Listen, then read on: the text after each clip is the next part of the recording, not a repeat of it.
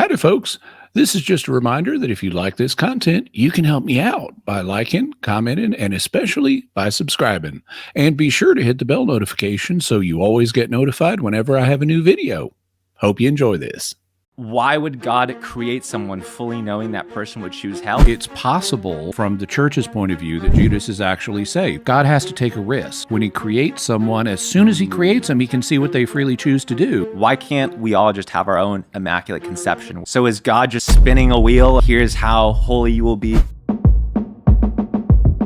In Matthew 26:24, Jesus says it would be better if Judas Iscariot was never born.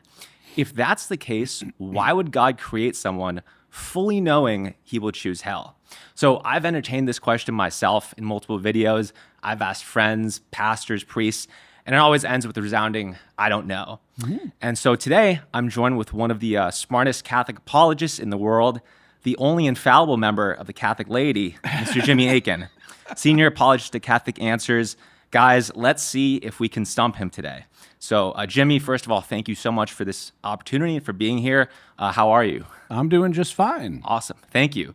Well, yeah, I mean, the question in terms of when Jesus mentions Judas in Matthew, why would God create someone fully knowing that person would choose hell? A common response, it's like God respects our free will, right? So he gives us the option. But if that's the case, if God were about to create someone... Yeah, that doesn't answer the question. Right, exactly. And so I've read some of your articles about this, but I was wondering if you could give a little more insight. So you know exactly what I'm asking, right? Oh, yeah. Okay. This question comes up periodically, and I hear a lot of folks trying to answer it, and most of them talk around the question without really getting to the issue. The issue is if God knows what someone will freely choose to do before he creates the person, and if he knows that a given person will freely choose to go to hell, why, if he's a good God, does he just not create the person so that they don't go to hell? And all that incorporates the person's free will. So it's simply saying God gives him free will and he respects it. That doesn't answer the question. I wrote an article about this where I go through a number of possible answers to it. And so I'd refer to folks to that article. They can Google Jimmy Akin, why would God create someone and send him to hell if they want to find it. But to give you a brief summary of some of the possible answers, the first thing I'd say is this is a subcase of the problem of evil. Why would a good God do something that involves allowing evil to happen? Yes. And that means it falls under the generalized answer to the problem of evil. The generalized answer to the problem of evil is God would not allow any evil to exist unless he was going to bring about an equal or greater good through that evil. Now, in some cases, we can identify what the greater good is that God is tolerating an evil, for the sake of. In other cases, we can't figure it out in this life, but we may be able to make reasonably informed guesses, which is what I think is the case here. So here are three possible answers to the question you've posed. Answer number one is maybe he doesn't. Maybe he doesn't create anyone that he knows is freely going to choose to go to hell. Not even in the case of Judas. As Pope Benedict XVI pointed out, we don't really know what Judas's fate was. We have Jesus saying that, well, if Judas doesn't repent, he's going to go to hell. Right. But Matthew tells us Judas repented.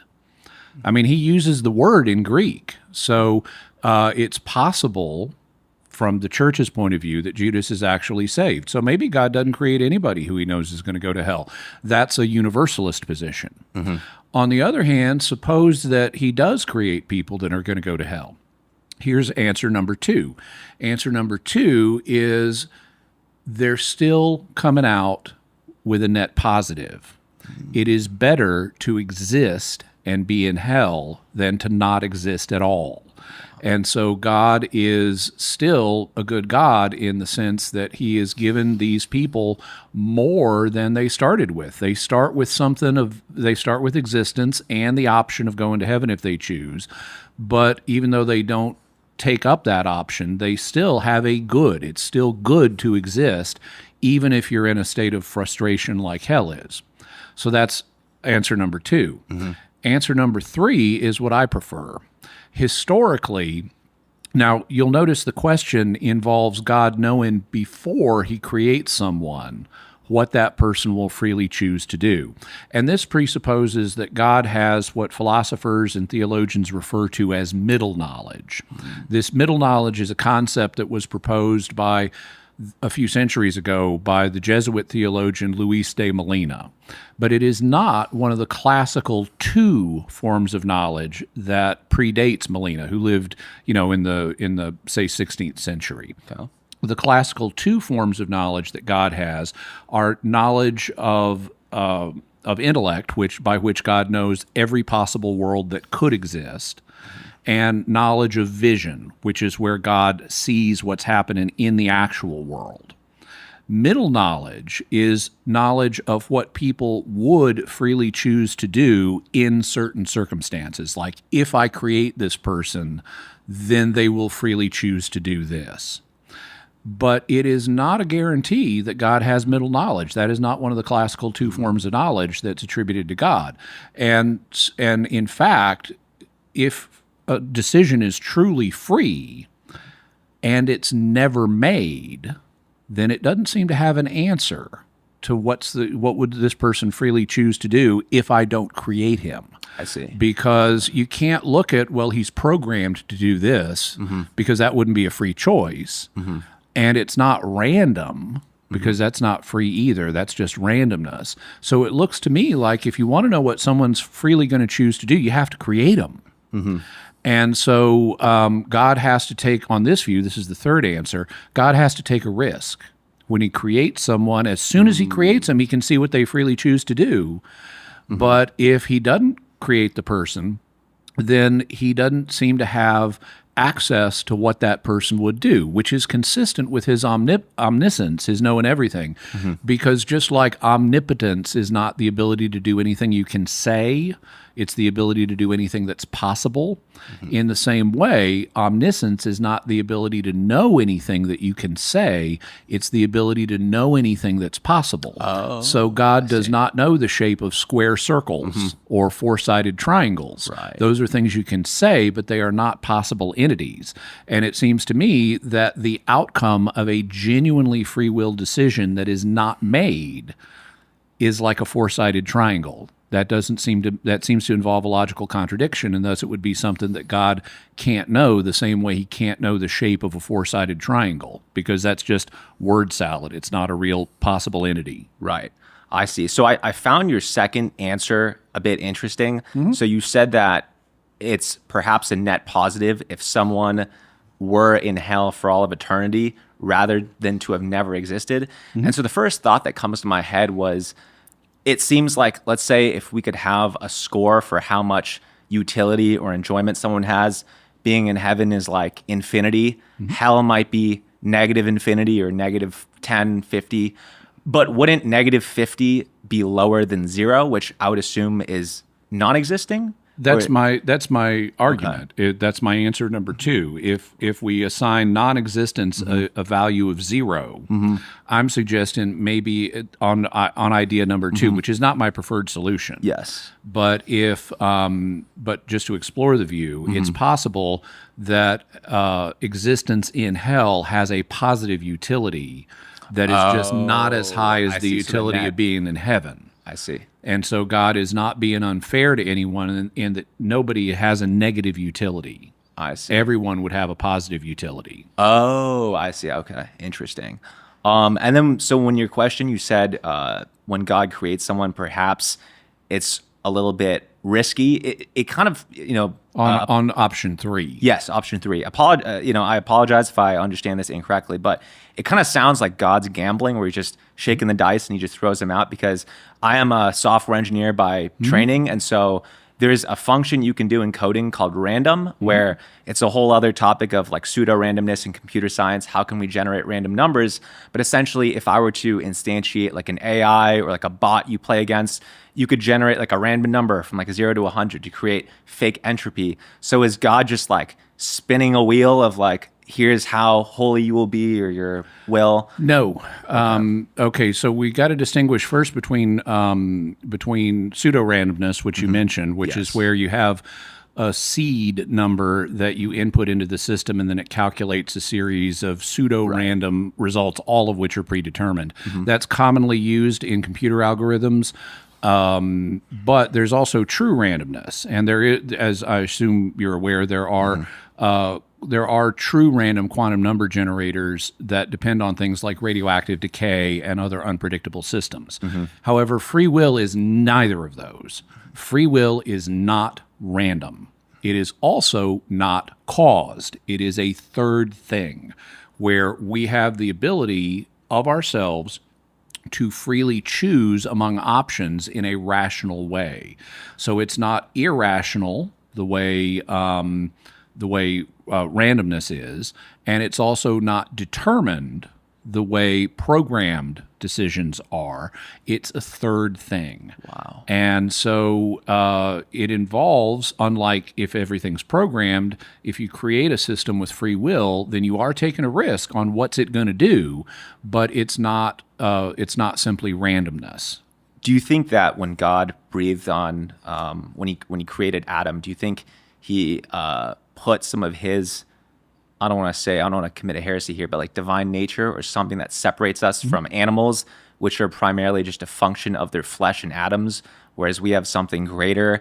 Is this free will sort of like from God, I'm assuming, or some sort of like divine? Well, everything we have is from God. Yes. So since we have free will, it comes from God. I see. Historically, a lot of theologians would say that animals did not have free will, that they react purely instinctively. However, I am, based on recent research into the nature of animal consciousness, I am not personally convinced that there is a difference of kind between human consciousness and animal consciousness. I think that we've demonstrated there are different degrees between human and animal consciousness, but I have yet to find anyone who's able to document something that is fundamentally different in kind between human consciousness and animal consciousness rather than degree. I see. Okay. So I would like to get deeper into your second point about, so it seems like you're saying non-existence, that's a zero. If you are in hell for all of eternity, that would be a positive number, like 0.5 or 1 perhaps, but not very high? Well, no, it's up to God. It could be awesome. It's just not as great as heaven. So what I'm wondering now is, I mean, we don't know, like you talked about the sort of the universalist position in option 1. So what I'm wondering is, like, I know Jesus says the gate is narrow and many enter through it. We don't know for a fact, but it seems to me in that passage that he says most people go to hell. And so let's say... That is one possible reading. Yes. So let's just say, I don't know, a number less than 100, so like 5% of people end up going to heaven. Why couldn't God, I know this is a very kind of arrogant question of me to ask as a human, but why couldn't God create 5.1% of people to go to human, or 5.2? Do you think it's like Doctor Strange in Marvel, where he sees every permutation and like possibility in the universe, and he puts it all into his wisdom, and he finds out this is like the optimal amount of people or percentage in order to have net happiness, if that makes sense, where it ends up being 5%, not one more person in heaven, not one more person in hell, if that makes sense? Well, if God chose to do that, he could do that. Yes. But what you're doing at that point is essentially speculating on what is the good or the ultimate good for the sake of which God tolerates evil. And I think that while one can speculate on that, I don't think we can determine the answer in this life with any degree of confidence. Yes. I found that often these conversations just go to Job when he's looking at the heavens, Also, I'd refer you to an article that came out a few years ago in First Things by Cardinal Avery Dulles. It's called The Population of Hell. Okay. And in it, he looks at what options theologically are available for faithful Catholics, and also what can we discern based on the scriptural texts. What he ends up proposing is that we can't really establish a proportion That we can't say, well, most people go to hell or most people go to heaven based on the texts we have, because some of them, while they do sound pessimistic, they're counterbalanced by others that sound very optimistic. Wow. And he concludes that it's actually a good thing that we can't establish a percentage or a proportion, because if we could, let's suppose the proportion of people who go to heaven is high, well, then we might be tempted to slack off and not reach the height of heaven that we could, or maybe not even to make it into heaven at all. On the other hand, let's suppose the proportion of people who go to heaven is low. In that case, we would be tempted to despair and not try at all. And so it's actually to our benefit that we can't establish a proportion between how many people go to heaven and how many people go to hell. I see. Okay, thank you. So my next question would be, why can't God just give us, I made a video about Mary's Immaculate Conception. Why can't we all just have our own Immaculate Conception where the stain of sin is removed at our conception, but we all still freely choose God? I guess the three explanations you give sort of answer them, where maybe it doesn't matter because in the end it's universal for heaven, or maybe it would be a suboptimal net positive if everyone has their own Immaculate Conception compared to if people go to hell. If that makes sense? Well, the way I'd answer it is say this is simply another subcase of the problem of evil. Why are we born in this disadvantaged condition? And so the same generalized answer applies. God would not tolerate us to be born without an personal immaculate conception, except he's going to bring about some equal or greater good as a result of us not having one. We can then speculate on what is the greater good he's enabling, but we may not be able to find a satisfactory answer in this life.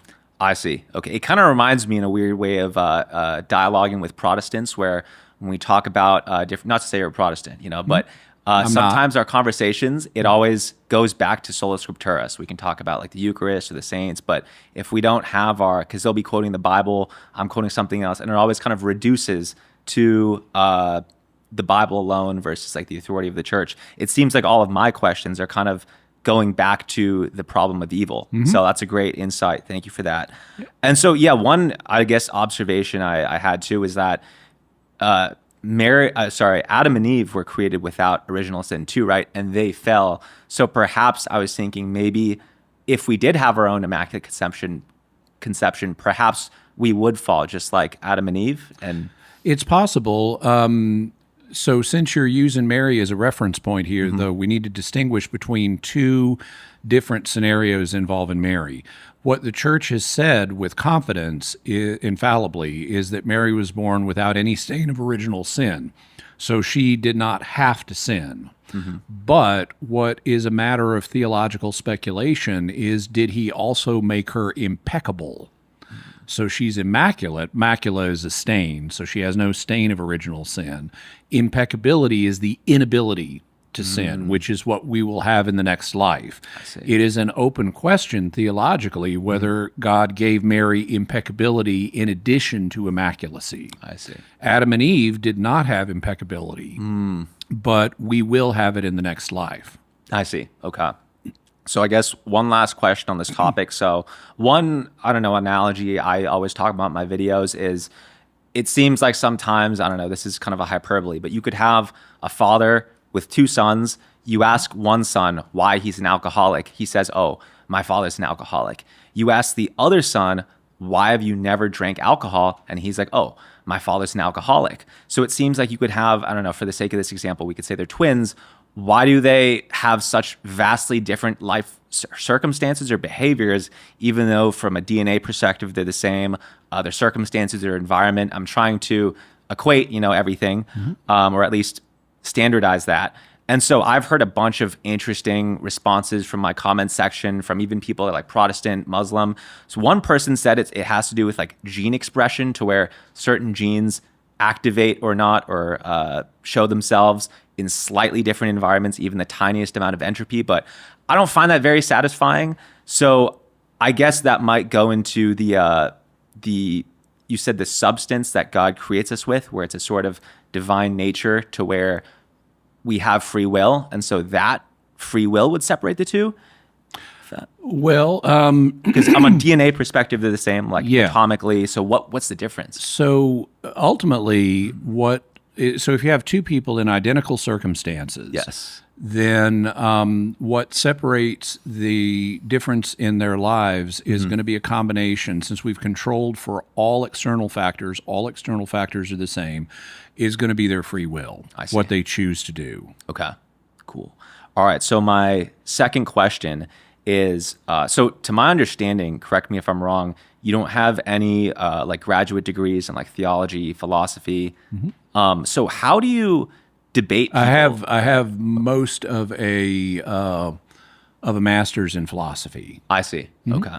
So how are you able to debate people that have PhDs and they've studied their whole lives for this? And I assume you have too. But I think oftentimes these days people idolize having like especially a bachelor's degree. Although in my opinion, a lot of times it works to your detriment, especially in this current education system. But how do you what's your preparation process for a debate, and how do you acquire so much knowledge? Well, in terms of how I acquire knowledge, I do have graduate level training in philosophy, and beyond that, I'm an autodidact. So I constantly teach myself stuff. I see. In addition, I make limited use of coursework for things where I recognize I will be able to acquire more knowledge through taking a course than just doing it on my own. Like I know my own study habits, and when it comes to studying a language, I'll do better if I have an instructor that I have appointments with. And so I've used tutors for Greek and Hebrew and Aramaic and Latin and stuff. Wow. Also, I have training in parapsychology that I take from a online school, and I've earned certificates in parapsychology and so forth. In fact, they asked me to teach for them. I did so well at it. But basically, in terms of general knowledge acquisition, most of the knowledge I have is self-acquired. Wow. That I'm always reading books. I'm always listening to audiobooks. I'm always researching topics. Yes. When it comes to debate preparation specifically,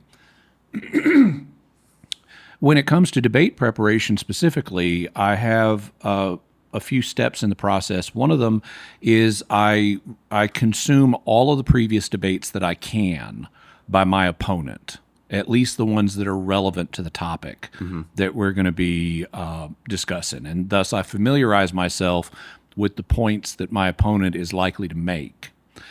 I also will read, assuming that the person has written works. I'll read his written works on the topic that we're going to be debating or that are relevant to the topic. And then, so that's kind of the research phase of debate prep. Then I prepare what I'm going to say in response. And I think strategically about how I can position my case in the most advantageous way in front of the audience, in terms of what are the most convincing arguments that I can present to the audience? What things do I need to avoid doing? How can I come across as friendly and likable, especially if my opponent is a sourpuss? Yes. I do admire that about you. I think that's very important in debates. Yeah, not going down to their level. I admire you and Trent's patience and charitability because I feel like sometimes you could destroy someone in a debate, but if you're not nice, it's just like that guy's a jerk, and that's the main takeaway they get. So yeah, so it's basically a combination of adequate research and strategic thinking in terms of how to focus the debate on an issue. Because I'm not going to debate a subject I don't believe in unless I'm invited to do a moot debate. But how can I most decisively illustrate the point that I'm debating in favor of? I see. Okay. Do you ever have a feeling where, I know you've debated a lot of people, where you just feel like you got destroyed or it was just a really bad debate and you're representing Catholicism or whatever belief you're defending in a poor light, and then you might maybe feel guilty, like, should I upload this or not? Or I know sometimes in debates people have like a debrief afterwards, but then I guess it's kind of like the phrase like live by the sword, die by the sword, where if you beat them, the debate should still go up? Like, how do you deal with, if you've ever felt bad after a debate, do you ever feel like a sense of guilt? Because I've felt that sometimes where I'll talk to Protestants and they'll bring up a point where I actually don't know. And I'm like, shoot, if I upload this to my audience, they might be having second thoughts. But then I feel like I do owe it in principle to upload it. And so I always do full, clarity. But yeah. Well, so I never comment publicly on how I did in terms of do I think I won or not. Okay. I leave that to other people to assess. I see. What I will comment on publicly is how I felt about the debate. Did I feel like I did well, or did I feel like I accomplished what I wanted to?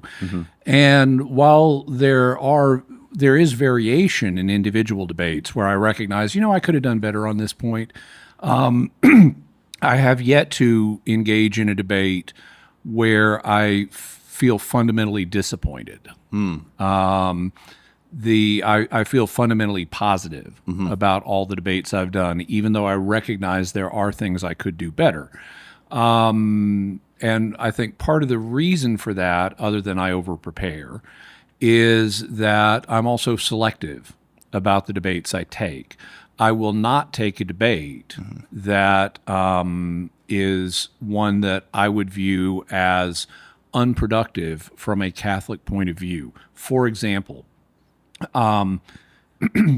suppose a Protestant wants to debate me on the Immaculate Conception. The problem is we don't have enough common ground to be able to effectively debate that. Right. And so the two groups, it's either going to devolve into a debate about something else, like how do we determine our doctrine, or it's going to be the two sides talking past each other. I see. And so, I would, under ordinary circumstances, I would not agree to debate a topic like that with a Protestant. I might with an Eastern Orthodox, because we have more common ground that we can draw upon. But as a result of being selective and then trying to prepare as much as humanly possible, I've ended up feeling positive about the debates I've done. I see. Okay, thank you so much. Well, that's all the questions I have today. My name is Randall from the Iron Inquisitor YouTube channel. You guys obviously know this guy, and I'll link all of your information in the description. But yeah, thank you so much for coming here today. My pleasure. Thank you. And before we go, just one more reminder that if you like what you've watched, you can help me out by liking, commenting, and especially by subscribing. I'm trying to grow my channel, and I'd really appreciate your help. Thank you, and God bless you.